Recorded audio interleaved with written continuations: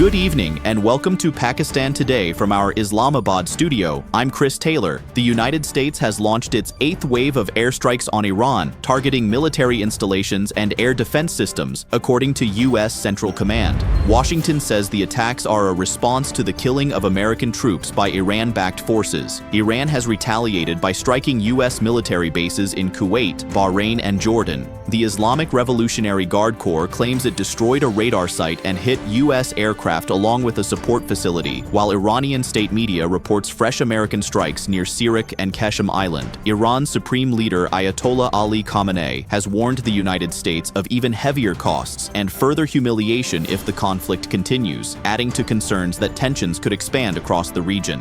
The United States has also issued a global travel alert, urging American citizens worldwide to exercise increased caution. The U.S. State Department says groups supportive of Iran could threaten Americans, diplomatic missions, and U.S. interests abroad.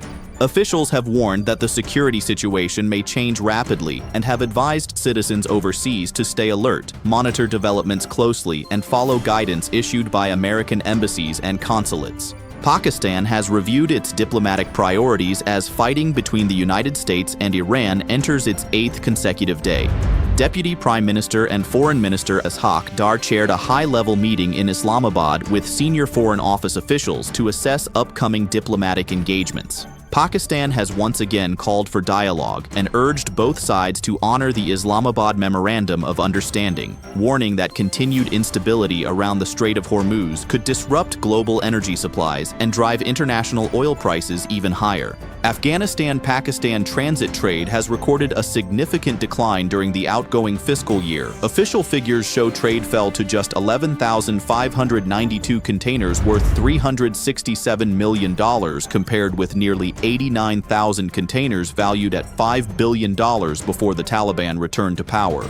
Analysts say stricter border restrictions contributed to the slowdown, while Afghanistan increasingly redirected trade through Iranian ports and expanded commercial links with Central Asian countries, reducing its dependence on Pakistani transit routes. Meanwhile, Uzbekistan has begun using a new trade corridor to reach Pakistan by bypassing Afghanistan. The route connects Central Asian exports to the ports of Gwadar and Karachi through the Gabd Rimdan border crossing on the Pakistan-Iran frontier. More than 14,000 metric tons of cargo have already been transported through the corridor. Analysts believe the initiative could strengthen regional connectivity, reinforce the China-Pakistan economic corridor, and enable Pakistan to generate as much as $3 billion annually through transit trade and logistics services. In sports, France captain Kylian Mbappé has become the FIFA World Cup's all-time leading scorer after scoring twice in France's 6-4 defeat to England in the third-place playoff. The Real Madrid forward now has 22 World Cup goals, surpassing Lionel Messi's previous record of 21.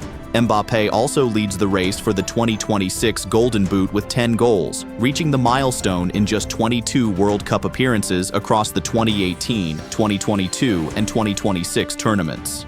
Despite the historic achievement, Mbappé said he would rather have played in the World Cup final than set the new scoring record.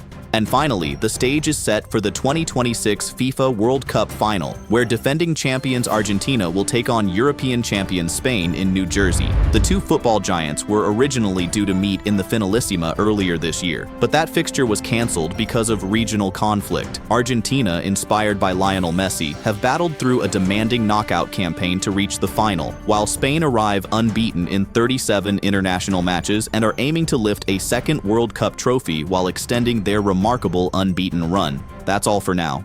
You're watching Pakistan Today. I'm Victoria Lane.